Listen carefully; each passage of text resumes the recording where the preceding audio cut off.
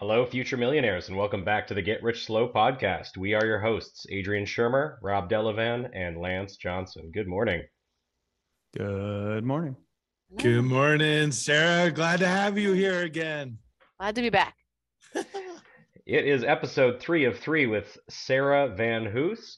You can catch us online, Apple Podcasts, Spotify, Audible, Amazon Music, probably a dozen different platforms when our awesome producer, Avery, and Ashley get us all propagated through the web. We're on YouTube as well if you'd like to watch a video. We've got some nice visuals that go along with these.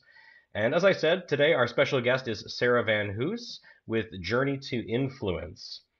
Sarah is a financial coach, and she is focused on helping individuals, couples, and small business owners stress less about their money by making a plan and walking through it with encouraging accountability through her online coaching business, Journey to Influence. As a trained Ramsey Preferred Finance Master Coach, she makes money simple and easy to understand, going back to basics. Sarah's background as a leader in a large healthcare her background is as a leader in a large healthcare organization. She and her husband James have 2 daughters and live in Portland, Oregon. As always, you can find out about what we are doing local at roi-fa.com/events. And this is episode 3 of 3. I'm going to be sad to see you go, Sarah, but I have a feeling we're going to have you back. We're going to be tracking you. Sarah's probably going to be on our website, the Get Rich Slow podcast website is, sort of a compendium for the people that we love working with and the resources that we feel will serve our listeners best. And Sarah, I think you fit that bill very well. So today is all about learning about what's ahead for you. We've learned about where you've come from, what you're doing now. And this is a bit of a peek into the future of what you're doing and what you're really aspiring to accomplish here with Journey to Influence. I'm excited to talk about dreams today. Okay. So question 1 for you, Sarah.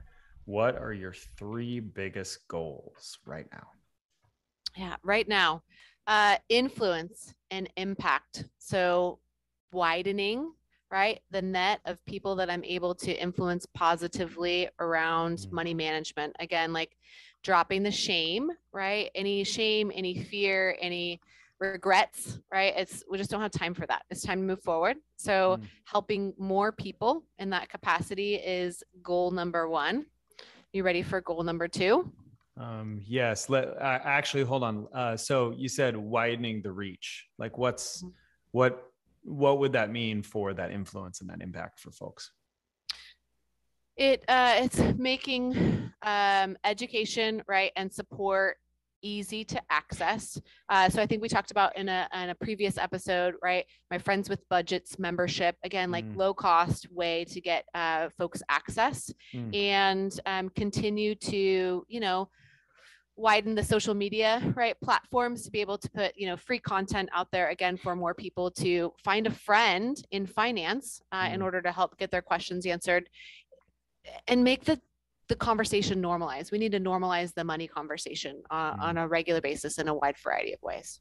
Gotcha. And as far as a reach, I mean, this is national and international. I mean, in this day and age of online content and interactions and so forth, is that accurate? Yeah, let's go big. I mean, why not? Like it's a needed. It's universal, right? I hadn't defined my location specific yet. Okay. Good. So that's an excellent first goal. What's your second goal?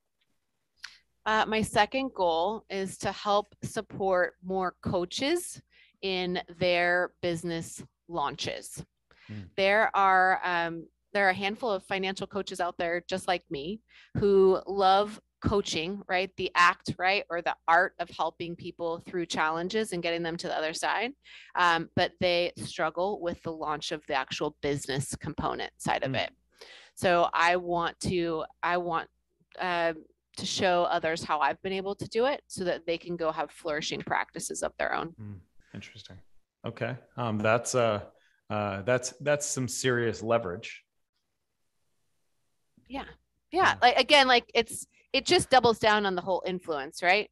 If I can help more coaches, they can help more people. We're helping, the world, right, manage their money a little bit better. Teaching the teachers, right? Teaching the teachers, coaching the coaches. Awesome. Yep. Love that. Okay. And the third one? It really marries with the others is scaling my business. I am still a one woman show over here, and doing both of tasks 1 and task 2, or goal 1 of goal 2 is going to be difficult on my own. So scaling my business so that I can support others and work on the right work at the right time in order to continue to have that larger impact while being present with my family, which is also important. Yeah. And I'm looking forward to that fun future conversation, especially with Lance J with us here. He's been instrumental in helping me scale my business. And I know that there's actually, I feel that in the future, one of my goals for, frankly, this group and this podcast and so forth is to, there's going to be a special relationship, I think, with helping folks with the heart that both you and Lance have to do that and to achieve those dreams and successes and goals and everything else with that. So I'm looking forward to this. Yeah, I've watched you guys be the gravity well with the influence to slingshot ethically run businesses a number of times before. So I think you're positioned very well, Sarah. All right, question 2 comes from me, Sarah. Where do you see, we're going to turn that time machine from episode 1 in reverse here. Where do you see yourself in the next 5 years? I think I kind of alluded to it in my last goal, but it's supporting a coaching operation that is impacting, right, a number of individuals on a larger scale. So my background, I think we've referenced in the intro a number of times, is in healthcare leadership. So organization, strategy, operations. It's part of my love language is that kind of strategy and fine tuning and process efficiency. I want to be able to apply that to more coaching. I think we've acknowledged, right, that there's more people out there that need some side-by-side support and some more basic kind of resources in order to leverage their own money management. So how can we scale that? So I see myself maybe not coaching as much as I'm doing now, but helping to lead other coaches in that capacity on a larger scale. And does that change anything for you physically? Like your location where you're at? I think it continues to give me the flexibility, right, to Zoom from anywhere, right? We can do that now, but doing more of that in the future. Yeah, I think that's certainly part of that flexibility component as well. And then like workshops and that sort of thing with other coaches and so forth. There's potentially a physical element to that. Is that then become potentially a national thing or regional, or have you thought that through? I don't think I've gone that far yet. I think 5 years from now, we're definitely leveraging regional, maybe, some more national conversations. I just feel like with Zoom, I've got clients that are on the East Coast, so it all feels national already, right? Because we can connect with anybody anywhere, but it's being able to, again, connect with a wider audience and maybe not even limiting, ourselves, just to make sure that we've got more support. We need the support, we need the troops on the ground, right, in order to go help support people. So developing those coaches. I love these ideas.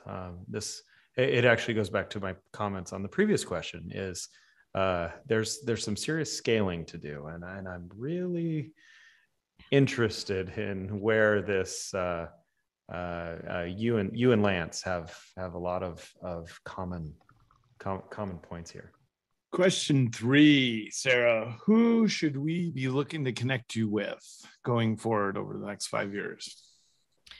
I think that the who that I'm on the lookout in the next couple of years is expanding to more business owners and helping. There's kind of 2 business owners. There's one business owner that, again, needs some more operational efficiency within their current workforce. It all alludes to finances. It doesn't always arise as a financial issue, but it's underlying, right, that there's some financial component to that. So small business owners that are looking for more support in that direction. But it's the second small business owner that wants to provide more support for their employees. I think an employee assistance program should absolutely have financial education or financial coaching as part of that package. As employees that are financially settled, financially secure, are not stressed out about living paycheck to paycheck, show up better. Well, they show up, number one, right? And they're going to show up as better producers in the long term. So again, like expanding the influence, taking my business of one right now and being able to do more group efforts, and again, scaling in the short term with just myself, and then moving forward with more coaches. I would love to. Oh, I love it too, Adrian. I would love to connect with the Get Rich Slow podcast audience. You can find me on Instagram at Journey to Influence, and my email address is sarah@myjourneytoinfluence.com. Very cool. Thanks so much for your time, Sarah. Very valuable stuff that you're doing, and yeah, we really look forward to see what you expand to in the future, because your message is clear, it's positive, and it's going to help people, people of all walks of life. So check her out, myjourneytoinfluence.com. I appreciate you giving us the Instagram as well. Great ways to get a hold of her. For those of us watching, you can see links to our websites if you want to get in touch with us. The Get Rich Slow podcast also is linked on every single podcast and is a great portal for you to get in touch with everyone that we've interviewed and all the resources that we can possibly make available to you. So thanks again, Sarah. Thanks to our audience. Our disclosures are also available on that site, and we'll catch you next time on the Get Rich Slow podcast. Thanks for having me. Thank you all for having us. Love it.